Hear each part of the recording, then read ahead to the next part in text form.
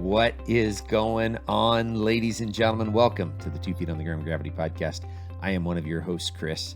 Thank you for choosing to tune in today. Hey, folks, Jamie and I are wanting to bring perspective to your life, not by getting you to think and act the way that we do, but we're hoping by sharing our stories and by bringing different guests on, that it's helping you identify your foundations, helping you maintain perspective and stay grounded in a world full of noise and chaos. We'd also really appreciate you communicating back to us on how we're doing. First and foremost, I hope you're following us on whatever podcast platform you're consuming this on, whether it's on YouTube, Apple, Spotify, Amazon Music, iHeartRadio. There's so many of them that are out there. Please follow us right now on those different platforms. Also on Apple and Spotify, you can still rate and review us. There's 5 stars waiting on the main page. I think at Spotify, it's at the top of the screen. You have to listen to at least 2 episodes first. On Apple, I think you can do it right away, and it's down at the bottom of my main page screen. We'd really appreciate a 5-star rating. That'll increase our viewability on those podcast platforms. However, folks, you've heard me say this before. They're your stars. If we haven't earned a 5-star rating, keep your stars. Instead, shoot me an email at chris@gravityct.com. Let us know how we can make it better. Future Marriage Monday topics or guests for me to interview. Hey, folks, talking about guests, today's guest is Sergeant Marlon Marrache, retired from the Los Angeles Police Department. This man is moving and shaking.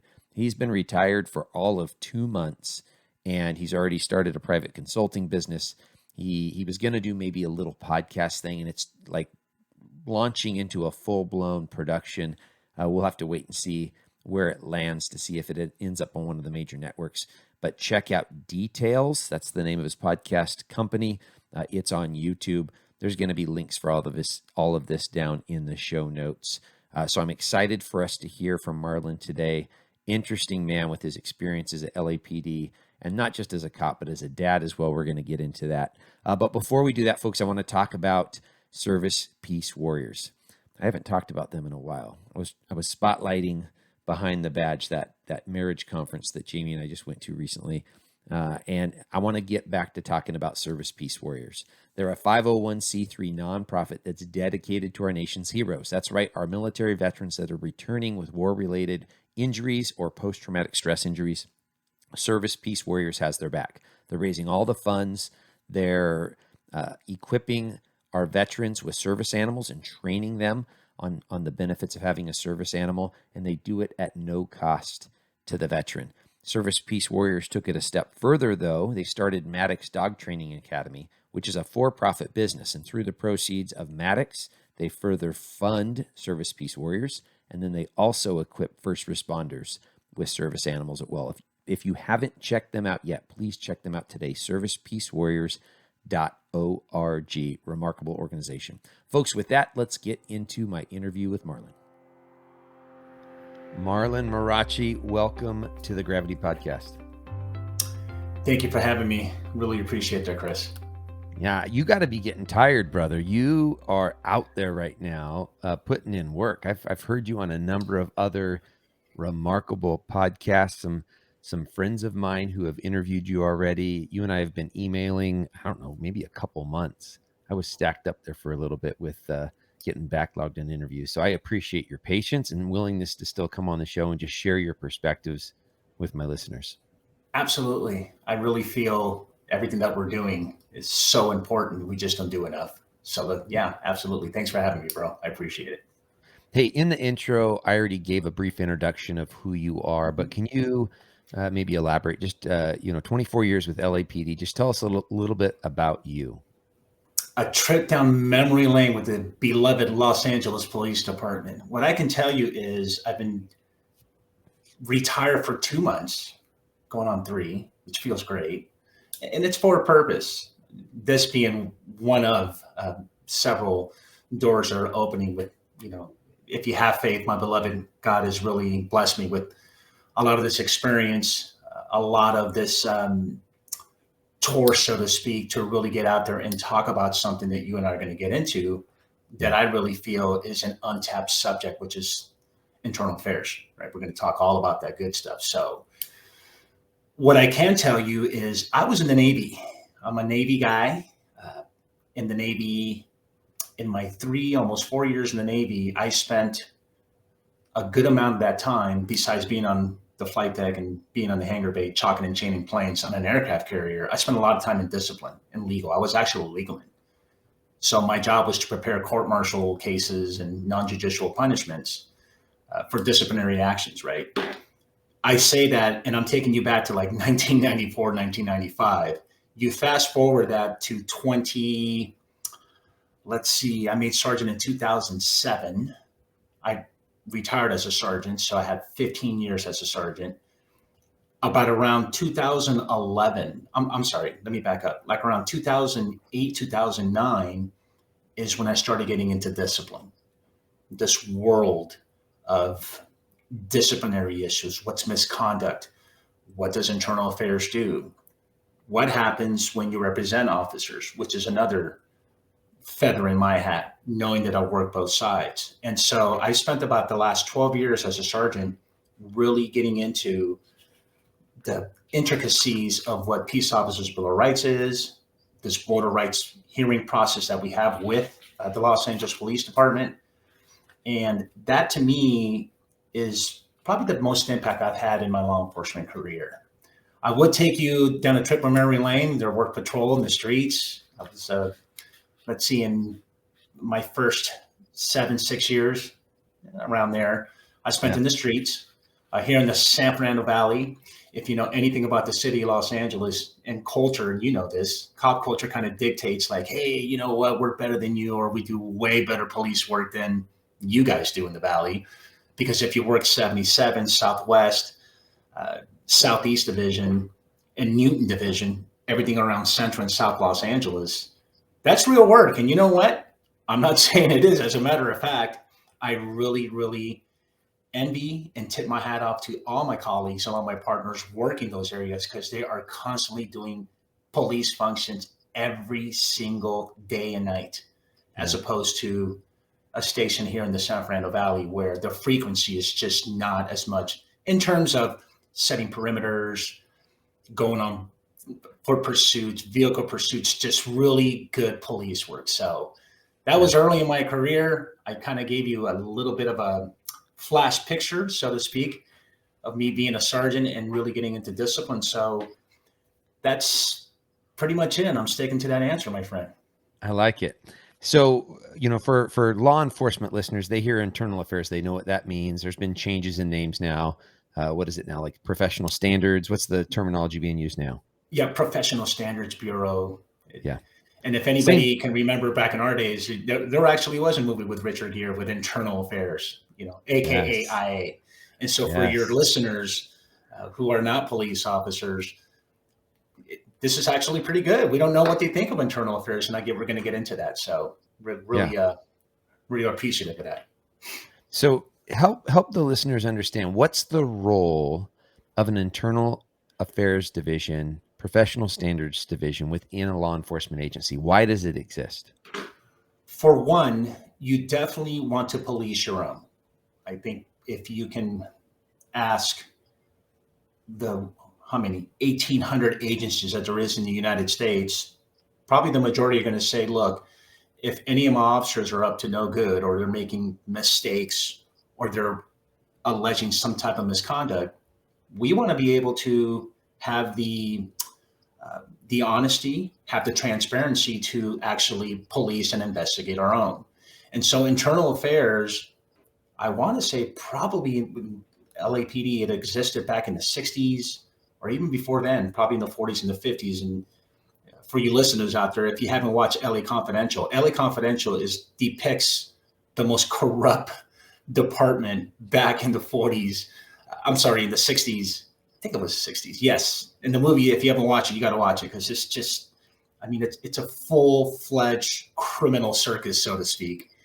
And so when you think of internal affairs, we sergeants, because it's sergeant, you have that authority, you have that leadership, you have that accountability to be able to investigate your subordinates, which is your police officers, your detectives, so on and so forth. So each police agency has internal affairs, to investigate their own for any type of alleged misconduct. And we can kind of get into misconduct. I can tell you in LAPD, it's a 4-pronged definition. So misconduct is defined as neglect of duty. So anytime you failed or neglected to do something while you're working, doing your essential job functions, that's alleged misconduct. Violation of department policy and procedure. Look, if you violated some type of policy and procedure, that's alleged misconduct. Criminal offense. Well, that's pretty self-explanatory. If you decide to go out and get a DUI or get into a bar fight or destroy evidence while you're working, in the streets, doing your beat, that's going to be alleged misconduct. And last but not least is the one that a lot of, not so much people, but a lot of individuals, especially your audience, doesn't really get to know, is what we call conduct on becoming an officer. Short of that, we call it CUBO. So if you hear me say CUBO, it's conduct on becoming an officer.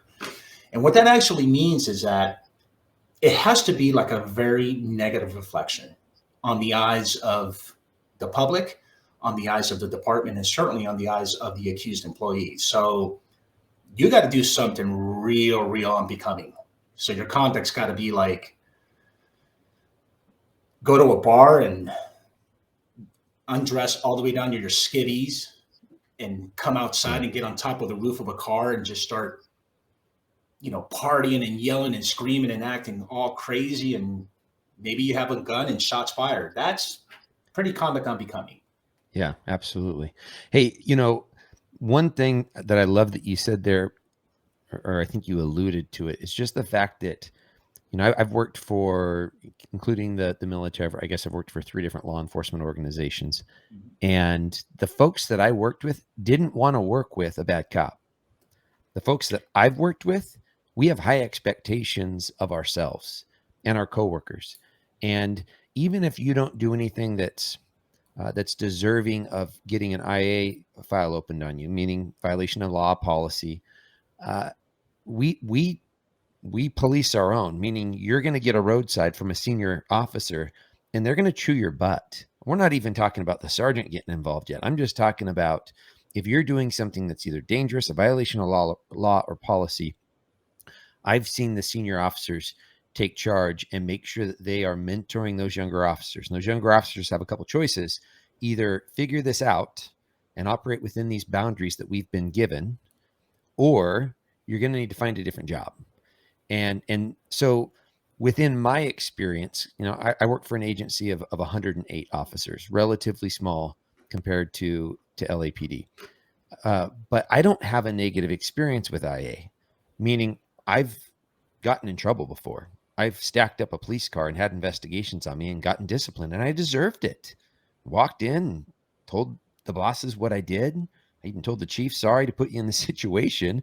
I understand you have to discipline me. This is part of the process. This is what I signed up for.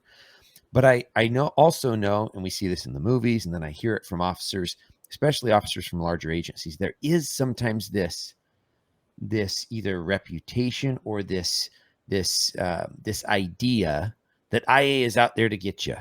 What was your experience like with that at LAPD? I'm going to step right into exactly what you just mentioned at the very end.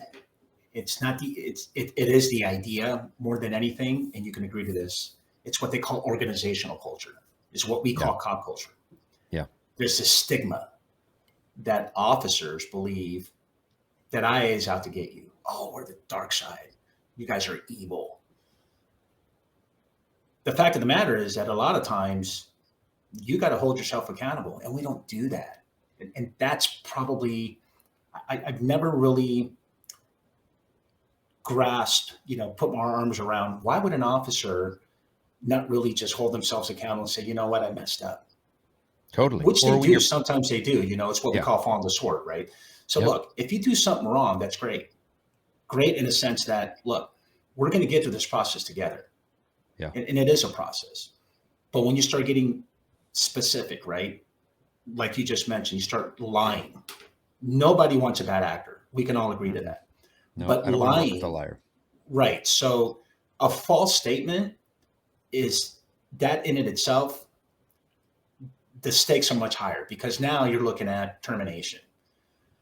I suppose I should say, the fortunate part about a false statement in a smaller agency, because we are the only agency, and I haven't gotten a phone call yet or a text or an email saying, hey, Marlon, we over here in the East Coast or in the Midwest do the same thing as LAPD, but we're the only agency that has this border rights process. And I'll explain it in a little bit.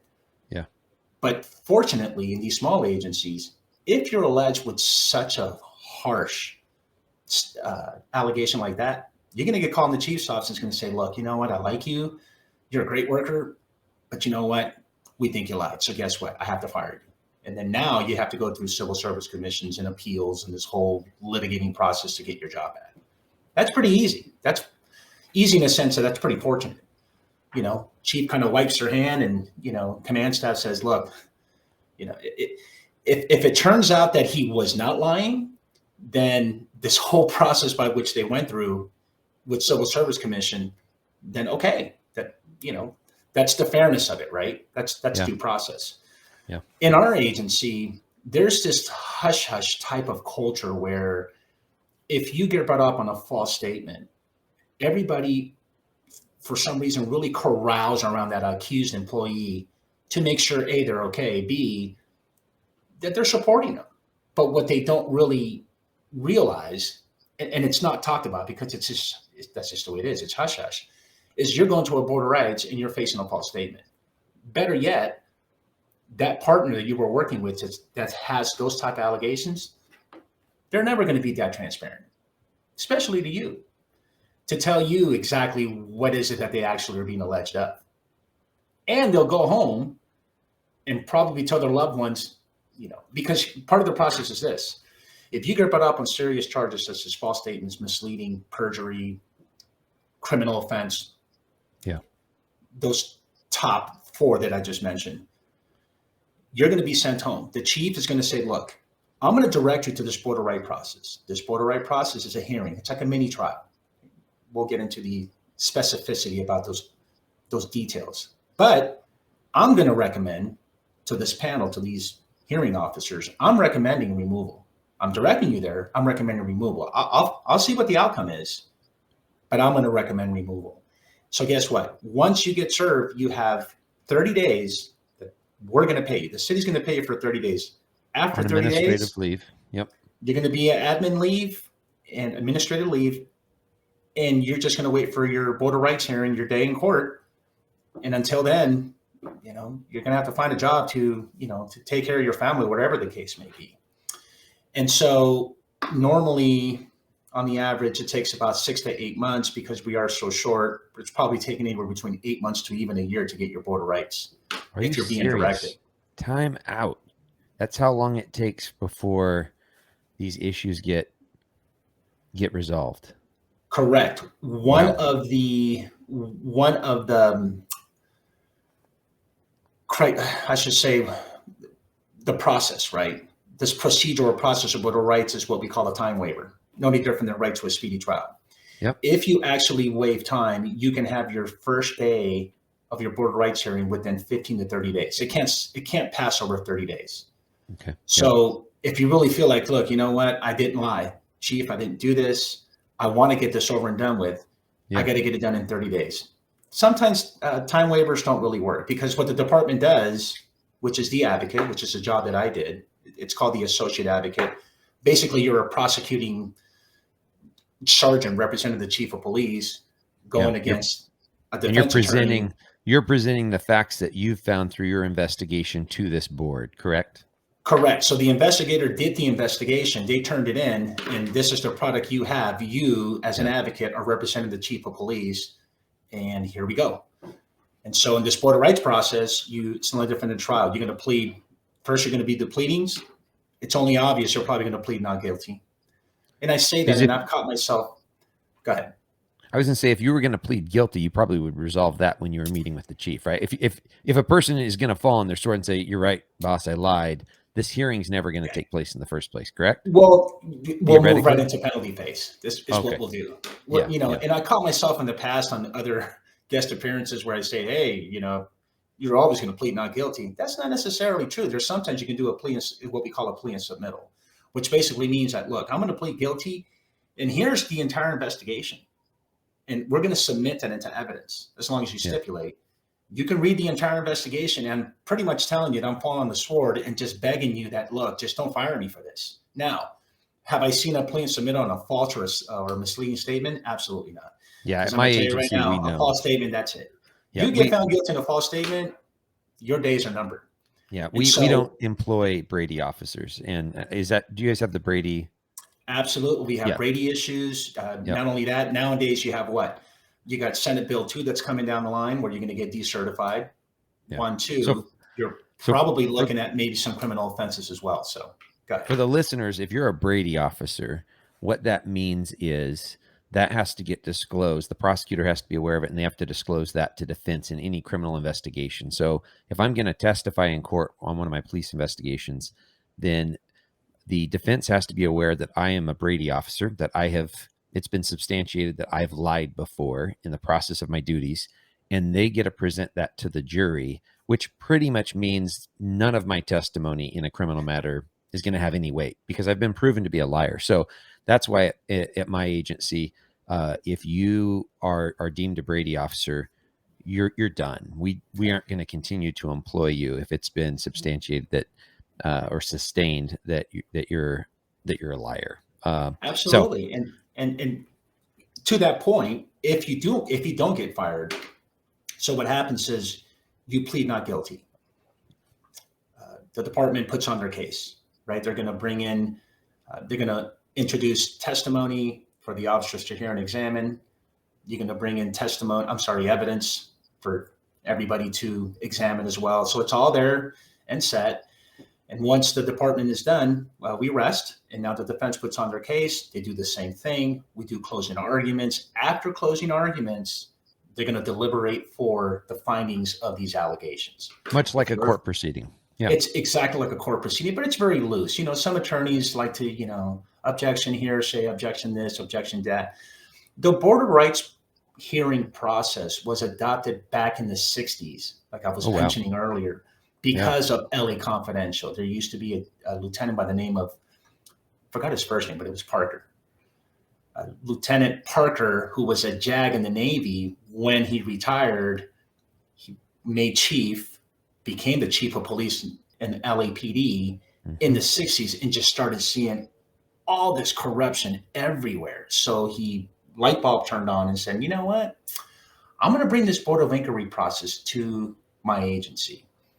Why? Because I want them to be judged by your peers. I want you to be represented by your peers. I'm going to make that as fair as possible, because if I do it any other way, it's going to have a lot of legal mumbo jumbo and legal intricacies where, like we do in court, it gets too technical. And that's not what we want. This is a tribunal hearing. We're trying to get to the matter of the truth. Yep. The standard of proof is preponderance, right? So it's 51% for each allegation. More likely than not, you did this, right? Yeah. Problem is that, as in my experience, a lot of my cases, I barely even got to 40 or 48%. And that's the quality in the investigation. And we'll get into why, like you were talking earlier, why IA gets such a bad name. But in this hearing, once they deliberate for findings, if you're found guilty on one allegation, you will move to the penalty phase. In that penalty phase, you have two processes. One being your package review. So they're going to review your entire package, go on the record about all your evaluations and your accommodations and how you just, you're the best thing since sliced bread. You're part of the Red Seas. You're the best. And or you're not. Or you're not, right? A lot of problems we have is you'll have an evaluation period for that year where that actually incident happened. And here we are saying that we're alleging that you're a liar. But in that evaluation, there's a note by the commanding officer saying, oh my God, Officer Johnson, thank you for all the hard work and dedication and your ethics, and then you're like, well, that's kind of weird. So during this whole year period, you're saying he's great, but the department is saying, or is trying to say that he's a liar. Yeah, so it doesn't quite work that way. It's been interesting in a couple of cases. You bring up a really good point. And then, of course, you have character witnesses. Now, on certain allegations, and again, the best bang for your buck is that false statement. That is why I did this, at least when I got assigned this job. What do you mean your best bang for your buck? Your best bang for your buck to me means if I'm going to do this very emotional roller coaster type of assignment, because Yes, I'm I hear watching you. an officer Yes. pretty much lose it all. Yeah. It better be a lying officer. Let's get some lies. Let's get someone who just doesn't belong in this profession. Yeah. Don't bring me a neglect of duty. Don't bring me something that happened while you were patrolling or responding to a radio call where the department thinks that you just, oh my God, you did something so horrible that we're going to direct you to a board, which often is not the case. Since we're deviating a little bit, I'll give you an example. I've done about 30 plus of these border rights. Out of the 30 plus of the border rights that I have put on, 5 have been terminations only, right? So those 5 were legitimate, were righteous. So the question becomes, what happened to those others 25, Marlon? Yeah. Right? A lot of board members, like the panel, which by the way, traditionally is 2 command staff officers and 1 hearing officer. We did a city vote, Measure M, like about 4 or 5 years ago, where you can have the option to have 3 civilians as opposed to the traditional 2 command staff officers with a civilian. And so a lot of the times when we were concluded with the board, the command staff officers look at me and say, hey, Marlon, man, did anybody think about settling this? Anybody think about like giving this guy like a 5-day suspension or something? Because what they're trying to tell me without telling me so much is that basically we wasted our 3 or 4 days of listening to all this stuff, all this testimony, examining all this evidence where, man, I got to get back and go to my command. I got better things to do than to sit here and listen to a whole bunch of what we feel is not minor, what we feel is very minute that could have been done in a different way. So there's other forms of discipline. I mean, this is really that higher level form of discipline. So what you're saying is there's other things officers can do wrong that discipline can be imposed by either their immediate supervisor or division commander or something along those lines without it going all the way to IA. Is that correct? Yes, but your listeners have to really know what this process is really like. Yeah. When you get an IA, it's what they call an IA. It's what we call cutting a face sheet. When you get pretty much allegations made against you, we're going to do a face sheet. We're going to create a control file number, a CF number, right? Here in LAPD, you have the Captain 1 and the Captain 3 at that division weighing in on the results or the outcome of that complaint. Then you got to go to Bureau. Bureau has a commander and a deputy chief weighing in on the outcome. Then you got to go to Internal Affairs. Then it goes into Internal Affairs and you have a deputy chief and a commander who are going to weigh on the outcome. Okay. Then you got to go to the 10th floor and sell it to chief. So think about that. Formally, you have 6 different levels of review. Now, you would think everybody would be in concurrence. That's not the case. I've seen things start at official reprimands, what we call the paper penalty, an OR, and end up at a border rights. Okay. I've seen cases start at a border rights and end up with an OR. Just give them paper penalty and call it a day. Yeah. And unfortunately, in my experience, both personal and professional, at some point during all these levels of review, for whatever reason, and it's just not the LAPD. It's not my beloved LAPD. It's a lot of these agencies. It gets personal. It gets personal and bias gets in the way. You know what? I used to work with them. You know what? Give them 5 days. So what happens is it doesn't become about the process. It becomes self-serving. And you know what? That's just not the way you should be conducting business, especially in discipline with your own, Yeah. That's part of the problem, right? So what I'm trying to get to in a very long way is that you, as it goes to the levels of review, you can easily concur and say, you know what, let's just give this guy 2-day suspension. All right. So, he failed to do, so he's done it already 5 times. He failed to run a red a couple of times while he was chasing down, for someone who was just a speeding violator. He's already done it like 3 times. Okay. So on this one, let's just give him 5 days, or he forgot to activate his body worn video. This is like the 4th time. So, okay, let's give him an OR. Let's give him paper penalty. Yeah. And so those are the kind of issues that happen with this process by which we go through in this border rights hearing. Once you're found guilty, the board makes a recommendation. If the board recommends maximum 65 days suspension, then the chief of police can only reduce the penalty.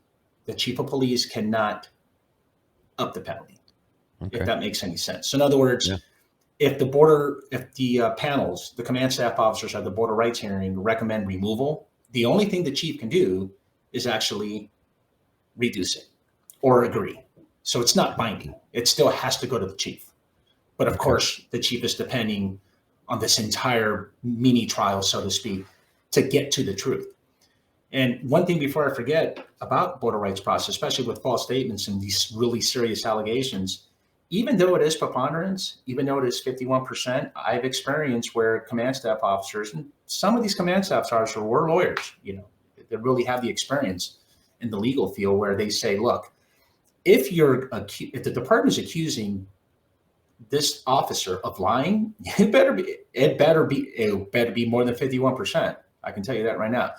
So you crank that really up to like 80, because you got to be sure. So in other words, Chris is saying that Marlon was on First in Los Angeles having lunch. And Marlon's saying, no, I wasn't on First in Los Angeles and I wasn't having lunch. If that's all you got, you need to give me more. Yeah, get some video, get some witness statements, get something else, right, showing that this officer's lying. Yeah. Hey, you mentioned a little bit ago about you expecting more with the stress you're taking on. Don't send us allegations that could have been handled at a lower level, and now you're wanting to take it to this board. My dad is a retired 30-year police officer. He was retired at the rank of commander, which in my organization is one below the chief. And he worked in IA for a number of years. And I remember that from his experience. This is not fun stuff. I mean, like I said before, no one wants to work with the dirty cop. So if you're a criminal, if you're a liar, none of us want to work with you. We hope the IA and the chief will deal with this so that we don't have to anymore as officers. But then there's also the ones where you're digging into an investigation, and your job is to be thorough, just like any other detective or investigator. But there's this stress level that comes along with being an IA investigator. Am I right?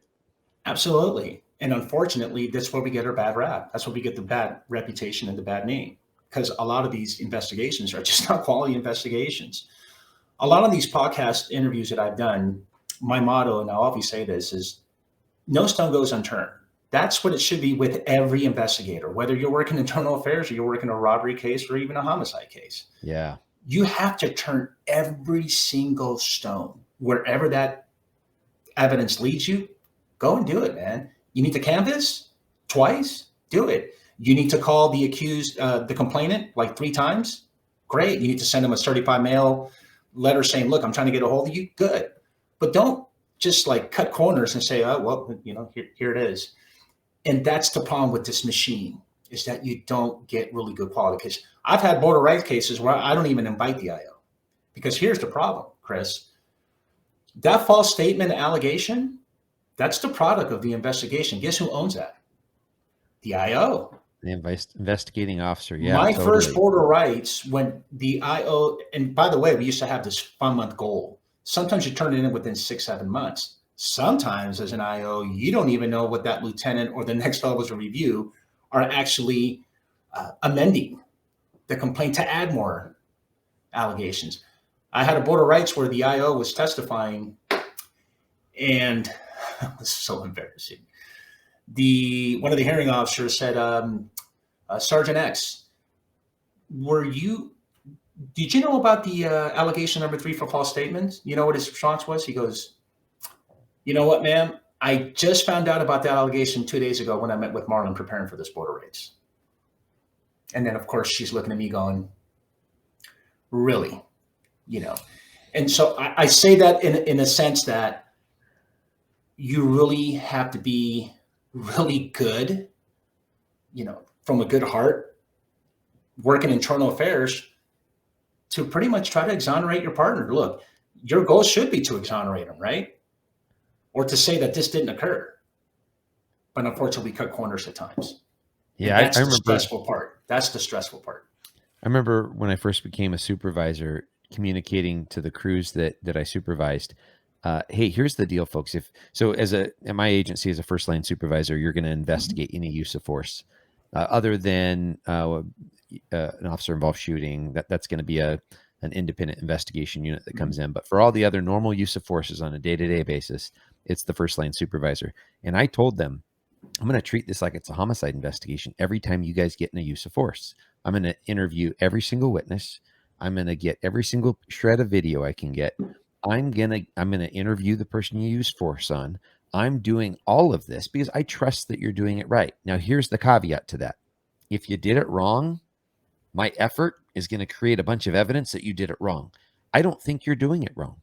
But just so you know, when you see me show up and I'm conducting a thorough investigation, I'm doing it because I believe it's going to protect you all in the end. But if you're not doing your job right, just understand my investigation is going to show that. And I never had any officers push back. They appreciated it because, again, I work with a bunch of men and women with great hearts and good heads that are out there working hard every day, and they want me to get all that evidence. Otherwise, 3 years and a day from now, when we're in federal court and someone's filing a lawsuit and I failed to do my job as a supervisor, I didn't get that evidence, and now someone's making an allegation against an officer and there's no evidence to disprove what this person is saying, it's on me. And I don't know. I understand different size agencies have a different feeling on this. Again, at my agency, IA doesn't have a black eye. At least not from the rank and file that are currently working. I'm sure folks that were terminated over the years probably Right. didn't And again, appreciate I want to IA. make sure, oh, absolutely. I want to make sure also that your audience understands that we're talking about a very small fraction of the population of officers with alleged serious misconduct. To give an example, and I'm taking you back to 2014, 2015, where over 3,000, imagine that, over 3,000 public complaints through the city of Los Angeles, 96.4% were adjudicated unfounded. So what does that tell you? That tells you, that tells you that a lot of the times that people make complaints, unfortunately, we have a zero tolerance, so we have to take them. Now that we have body worn video, we have that classification of demonstrably false. You know this, where demonstrably false. Look, we watch body worn video. Hey, took me out of the car and threw me up against the wall. Okay, let me go check out the video real quick. And we do. That's a DF. That's demonstrably false. Didn't happen. So it didn't happen. And, and have a nice day. We'll see you later. With that being said, that's a very small fraction of numbers, 3.8, maybe 4%. Yeah. And again, that was 8-9 years ago. It's been consistent throughout those years where we're definitely up in the 90% of classifications of unfounded. In addition to that, when I'm talking about this voter rights process, please keep in mind that at the most that I've seen, especially, and it's less today, but when I was there, about 100, maybe a year, 90 to 100. And out of the 90 to 100 were directed voter rights, where the chief of police says, hey, this is serious misconduct, I'm going to direct you. The other ones were opted, meaning they gave you a 10-day suspension for neglect of duty. You know what? I didn't do it. The department got it wrong. I didn't do it. I'm going to opt to this voter right process so that I can plead not guilty and let the department know that exonerate me because what you're alleging, I didn't do. So if you're talking about 50-ish cases out of 9,800 officers at the time, I mean, come on, what's that? 0.0007% of the population. So I don't want to have your audience think like, oh my God, LAPD, because Marlon's speaking, is so bad. No. The point I'm trying to drive home is that you're 100% spot on. Every officer that I've worked with, and I know that every officer that's out in the streets today is doing God's work for the good of their hearts, and they do things the right way. Going into your use of force comment that you made, part of my duties as a defense rep, and we'll get into that as well, is tactics. Tactics is something that you're always going to be scrutinized and judged by. Yeah. Substantial deviation from department policy and procedure with justification. What the department's saying is like, look, Chris, go out there and do what you got to do. If you deviate, you're good. Just justify it. You have to justify Yeah. what is it that you're doing. If you can't, and you start like misleading or saying, and lying, then we got problems. Absolutely. Make Yep. sense? Oh, completely. Yeah, we see the same thing in reference to if we deviate from policy. If we can explain it and it's reasonable, we're okay. If we deviate from policy and it's unreasonable and we can't justify why we were doing it, and I'm not in all things, but in some things you can deviate from policy. And again, it comes back to the heart and the mind, right? Is this a heart issue? Absolutely. Or is this a mind issue? And mind issues can get fixed. Mind issues we can fix with training, with mentoring, with doing a lot of things. Heart issues, where someone has the wrong heart, the wrong intent. Now we got some issues, and those are folks I don't want to work with. You've only been retired for 2 months, brother, and you got so much going on. Like, tell us a little bit about, I think you're operating a consulting business. You're looking into doing this podcast with Details podcast. Explain some of that to the listeners. Absolutely. So let's first go with the consulting businesses, since we're in the topic of adjudications and investigations and fairness and being reasonable. One of the services that I really want to launch, and I'm getting there, is getting my word out there and getting myself to promote this. It's just that. Look, small agencies, if you have an internal affairs investigation completed, chief, before you actually render an classification, whether it's going to be sustained or unfounded, and if it is sustained and you happen to provide you're going to recommend some penalty, why don't you just give it to Marlon? I'll analyze this and examine this with a fine-tooth comb, soup to nuts, and tell you what quality of investigation you actually have. I might kick it back and say, look, give it back to the IO. They're probably missing, A, B, and C, then give it back to me and I'll read the whole thing. If it's sustained based on my training and experience, you know what, Chief, I'm not trying to tell you what to do. But for this type of offense, you're probably looking at an OR, admonishment, paper penalty, or maybe you're looking at 2 or 3 days. It's ultimately up to you. Because here's the problem with culture. This is exactly what happens. And I know you can relate to this, because for every podcast that I've gone to with my beloved blue brothers and sisters, it happens all the time. You have an officer in that small agency that does that traffic stop, body worn video on the whole nine, right? Yeah. Tells a violator, hey, you pulled you over because of this, this, and this. Okay. And next thing you know, he or she is just going off, being totally rude, total disrespectful. I mean, really making you look bad, like Cubo type of thing. The reflection is real negative. Yeah. And so the violator makes a complaint. Mm-hmm.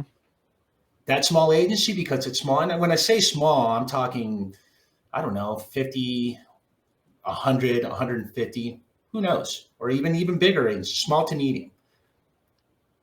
You're that one officer, and I'm describing that one officer where everybody thinks the world of you. You have that ancillary SWAT duty. You got great looking hair. You're buff. You're good looking. I mean, it's Chris. What are you talking about? Chris is a good dude.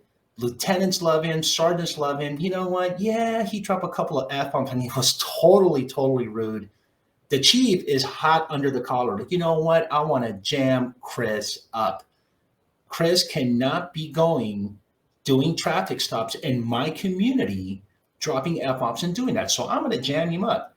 But now you got the captains, you got the lieutenants and the sergeants saying, you know what? Chris is a good dude. Hey, you know what, Chief?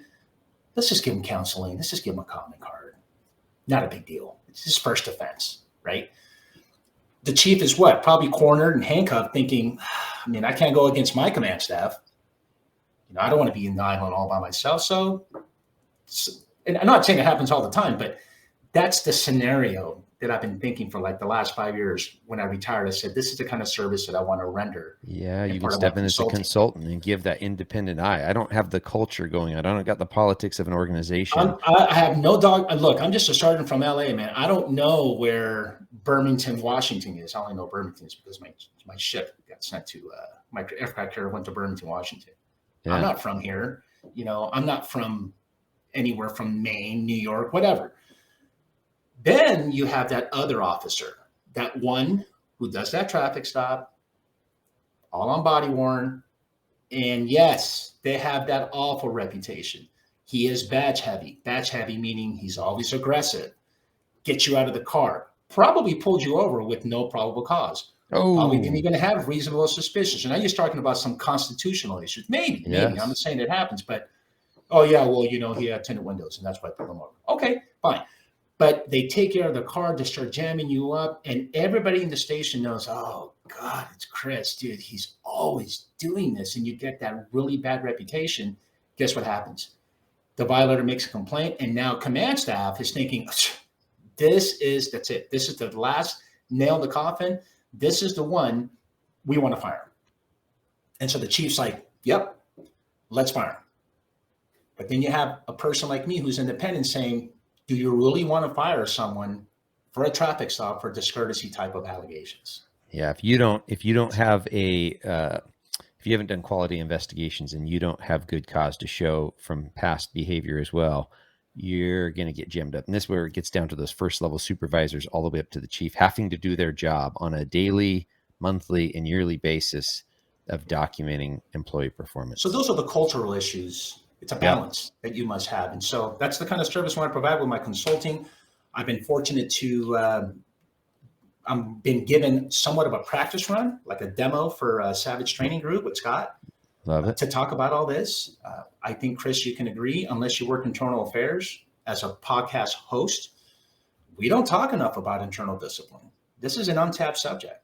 Yeah. It's worked to my advantage. But then again, 2 months into retirement, I really feel the need to inform not just our civilian audience, but just our young officers. Like, look, man, all this stuff, you really want to have some awareness and some education.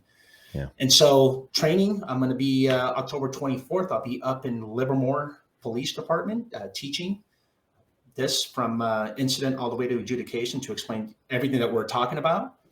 And last but not least, I started this, what I thought was going to be a podcast show on my YouTube channel. It turned out to be a full-blown production, which is just kind of weird. Weird in the sense that I just wanted to walk into this podcast studio and ask the owner, hey, how much are you going to charge me for all this awesome professional setup? Yeah. Happens to be my sister, who's a private chef out in Henderson, Nevada, in Vegas. And she turned me on to one of her clients who has a studio out here in Pasadena, not far from my house. We sat down and he goes, well, this is what you want to do. Well, he kind of knew already. I said, look, what I like to do is I want to grab body worn video and break down officer involved shootings. Why? Because I had an assignment, and one of my primary duties at officer rep section as a defense rep is to roll out to these officer involved shootings. The attorney rolls out and they will represent the shooting officer or officers. Sergeants, like myself, represent all percipient witnesses. Everybody that's substantially involved, whether it's your non-lethal, airship, the pilot, the tactical flight officer. I'm the one who's prepping the sergeant at scene that's going to get that public safety statement, who's got all these plates spinning. Oh my God, how many shooters do I have? Okay, you stand over here, you stand over there. I got to monitor, I got to separate you, I got to get resources going. I mean, you can only imagine what happens at the scene of an OIS, which is a lot. So I have a lot of that experience because I've rolled out to numerous of these OISs, officer involved shootings, where I can walk you through the minute that you pull the hammer, engage in deadly force, all the way until internal affairs says, you know what, okay, code 4, we're done. We're out of here and we're going to finish. And so my idea was to grab some body worn video, not to be critical. I wasn't passing judgment on whatever it is that I wanted to break down. And that's when I came up with the idea of details, because let's get into the details and kind of break down each one of these OISs. Yeah. Well, I pitched it to the owner and he said, look, you know what? This is not going to cost you anything. I'm like, why not? Because I want in. I want in because what I want, the idea is so hot. The fact that you want to do it in English and Spanish, by the way. Oh, here we go. Yes. The Latino community, I can tell you right now, my peoples, when they see on TV is what? They just see an officer just shoot an innocent person. Oh my God, you guys are murdered. Lo has asesinado. ¿Por qué? Dios mío, ¿qué pasó? You know, all that stuff. And so education and awareness was always a vision and a concept that I had. And so what I did is I said, okay, then the light bulb really hit off and said, you know what? I should invite peers, colleagues of mine, who have been involved in an officer-involved shooting. Have them come in, and if you have footage, even better. So now my partner, the producer, goes, well, I want to do reenactments. I'm a reenactment. He goes, yes, because what I like to do is package and do a deck of 12 episodes, put it all together with reenactment, and break bread and sit down with the networks, with the Hulus, the A&Es, and see if we can license it out. So blessed. We're going to have to wait.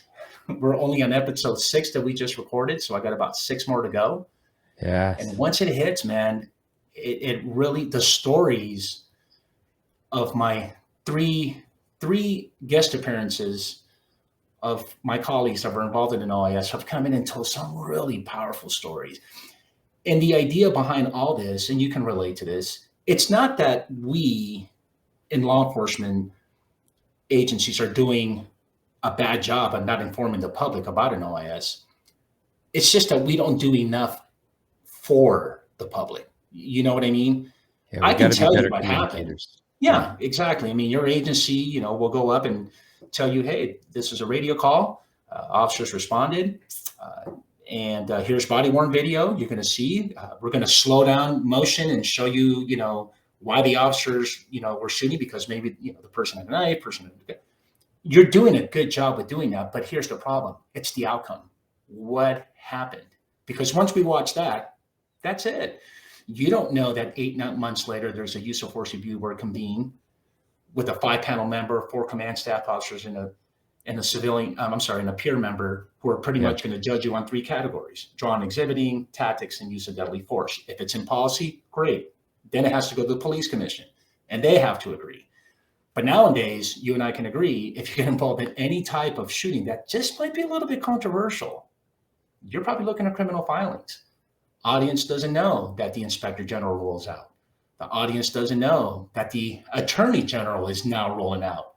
And even if you do all the right things, you're still probably going to be looking at some type of criminal filing. So that's the idea behind the Detailed Podcast YouTube video cast show, is to bring in that officer that got involved and to tell you, this is what I was thinking. This is what I felt at the time. I had tunnel vision. We're going to talk about some neurological issues that you were having at the time. Like, for example, we had one of my guests say, I was right next to my training officer. I was 3 months at the academy, by the way, and I've been working graveyards for 3 days. I didn't get an interview until 28 hours later. And when I got into the shooting, my field training officer had a .45 caliber, and she was right next to me.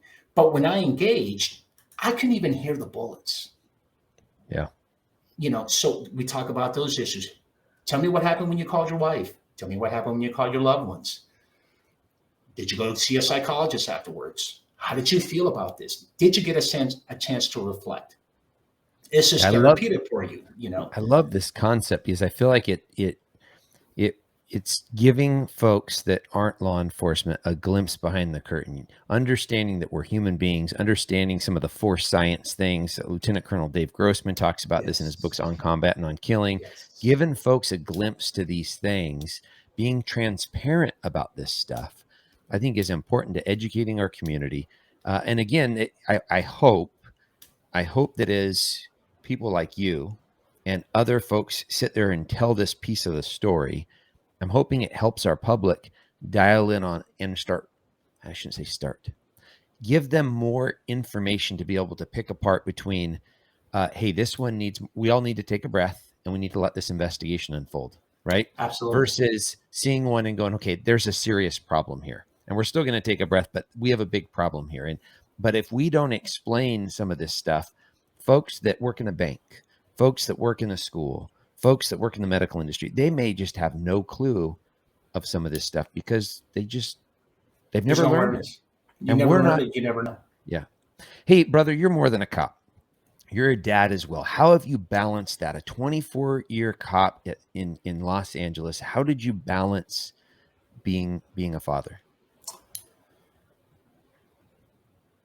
Really, really good question, because I haven't been asked that question before. I can tell you the balance was super crucial. Unfortunately, it cost me a divorce. because I worked a lot. So if you anything like, I wouldn't say all cops, but the majority of cops, you depend on supplemental income. And at the time, we can all agree, we just don't make enough money. It's really that simple. I had to work 2 jobs. There was a point in time when I got married, I had to keep my family at home with my daughter, to have the house, to have the cars, and to live a real decent life. I had to work with 2 police officers making 1 year. And interesting you say that is because I missed out a lot. So there was some neglect and abandonment. More neglect, not abandonment, but definitely neglect with my daughter as she was growing up. She's now 18 years old. You weren't I present. wasn't present, and because that of really, the job. that was one of several reasons why I decided to pull the pin. She is now attending a major university, and I wanted to be there for her more than anything. So that's when I started crunching the numbers like, okay, look, and I went to law school 6 years ago, took the bar in 2017. Unfortunately, I didn't pass. I just took the bar again 5 years later, this last July. So we're going to get the results in November. The idea and the agreement was to go back to my union and be a lead panel attorney and say, hey, I got all this experience with all the relationships. God bless. They are going to allow me to come back and do all the internal affairs and respond to all these OISs and critical incidents. So that's the idea behind all that, is to have the freedom, have the independence. And I got to tell you, man, it's really great not to have a lot of bosses. Yeah. Hey, I got to be real with you, brother. Like, so I'm a dad of 4 girls, and 13 years ago, I had an anxiety disorder when I was a child crime detective. And it wasn't just me being a child crime detective. I was on the SWAT team. I was a peer support. I was a paid pastor at my church. I was just doing too much. And honestly, I felt like a failure at everything. And so I've had to apologize to my daughters a lot about dad yelling, like over spilled milk, right? Like spilled milk. It's not a big deal. Let's get a cloth and clean it up. And so they did not get the best of me in their early years, but it's never too late. And here, literally probably within the last month, my wife and I are talking. We do this a lot where we're just like checking in and like, how are we doing? How are we doing in our different roles? From policing, she's a teacher. She's a Spanish teacher, actually. So we're talking about these different roles. And I realized, man, I've been sucking as a dad of adult daughters. I feel like I'm doing okay here at the house with the 2 that are still in the home because they're right in front of me. They're here every day, right? So it's easy for me to remember to show them affection, to listen to how their day went, all that stuff. But my adult girls, I'm not doing anything. And I was like, I got to fix this.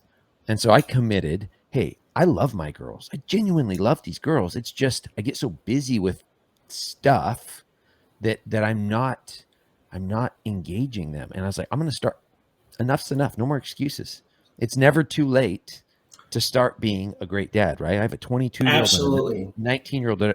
I'm texting them every day. And Oh yeah, no, my daughter, I've been blessed. I mean, my daughter and my ex-wife and I we should be getting Parents of the Year award every year because we're really good at it. We don't let our, the past get in the way. Co-parent. You're going to love your girl together. We do great. We do great. I'm blessed. I like to think that it has a lot to do with my character, my personality. My daughter and I have the awesome relationship where, she texts me every day where she's going, where she's at. Now that she's 18, she's about to turn 18. She's working at this local bakery over here. I remember 2 weeks ago, she goes, "Hey Dad, I'm going to, she said she was going to Universal Studios or something, and she's going to be out late, but I got to be at work tomorrow at 6:30. I go, look, okay, that's fine, but no excuses. You better wake up and go to work. So, of course, I'm testing her out, right? So here we are. She doesn't get home until like 1:32 in the morning. And sure enough, 4 hours later, she's up and going. And I thought to myself, you know what? Now she reminds me of Dad when I was in my Navy days where I go out all night and I got to be in attention, ready to go, code alpha, and the ship with 1 hour of sleep. So I'm blessed to say that you're absolutely right. It's never too late. And I really, truly believe that these are the years because the youngers are cute. 3 to 5 is cute. 5 to 7 is real cute. 7 and 9 and 9 and 10 up until 13. It's just a roller coaster ride. At 13, I remember my ex-wife and I were like, man, we're parenting a lot now. Yeah. At 13, it's all downhill. And you just hope and pray and just be there for them, and that's what's been lucky for me, being a single father, going to law school and working a lot of overtime. has gotten me to where I am today, where I can just say, you know what? And I'm a soccer dude. I'm a sports junkie. I have to watch saw that. I saw ESPN. you in a jersey I'm and in stuff. ESPN all day, every day. Dan Patrick at 6 a.m. I got to watch Dan. I have to watch DP. I'm a soccer dude. I actually got hired as a varsity coach here at my local private Catholic school. My daughter and I spent 2 years in her volleyball, which was like, I literally was in tears, but of course it only lasted 2 years. You know, she's not the athlete. That's a mom thing, not dad. I love it, but brother. I'm blessed. Hey, and I did level it. It's well balanced. Great question. Family will always come first. Good work, brother. Hey, if people are hearing this and they haven't already checked in with you, aren't already following you, what are the ways that people can learn more about the stuff you're doing? So the first thing is LinkedIn, like you and I connected. Definitely go to Marlon, M-A-R-L-O-N, last name Marrache, M-A-R-R-A-C-H-E. Don't forget to go to details. I believe in the screen, just like that. D, is that a tack or a slash? It's a tack, right? D-Tack Tales, T-A-I-L-S, on the YouTube channel. Don't forget to subscribe. It's going to be real good, upcoming in the future to a theater near you soon, is like they say in the commercials. Yes. And of course, Police Discipline together, Police Discipline on Instagram and on Facebook, Marlon Marrache again, Marlon, M-A-R-L-O-N, Marrache. And last but not least, my website's almost kind of done. It's going to be www.policediscipline.com, where you get to check out all the stuff that we've been talking about. Listeners, check out in the show notes. The links for all of those are going to be down there. Super easy for you to click on and then go and follow him on those different platforms. Marlon, brother, I appreciate you. There's not a lot of things that I can't recreate there, but time is not one of them. I can't create more time. So it is my most valuable commodity, and you've given me an awful lot of yours, brother. So thank you for what you're doing. Thank you for your time today. Absolutely. Thank you so much for having me, and definitely a trip to Washington so you and I can connect more. I love it. I really would appreciate that. Thank you for having me. I appreciate it. Yep, you're welcome. Wow, ladies and gentlemen, what did you think? I am impressed by Marlon Marrache. And what a last Marrache. I love that last name. I was telling him that in the pre-show. Hey, folks, I think I've said everything else in reference to liking us, following us, communicating with us how we're doing, good or bad. I appreciate you carving out the time to tune in to the 2 Feet on the Ground Gravity podcast, whether it be on Marriage Mondays, listening to Jamie and me, or on these interviews with guests. We appreciate you making this part of your week. And wow, folks, we only get to live this life once, right? We get one chance at this. So let's go out there and take care of each other, take care of ourselves. Take care. God bless.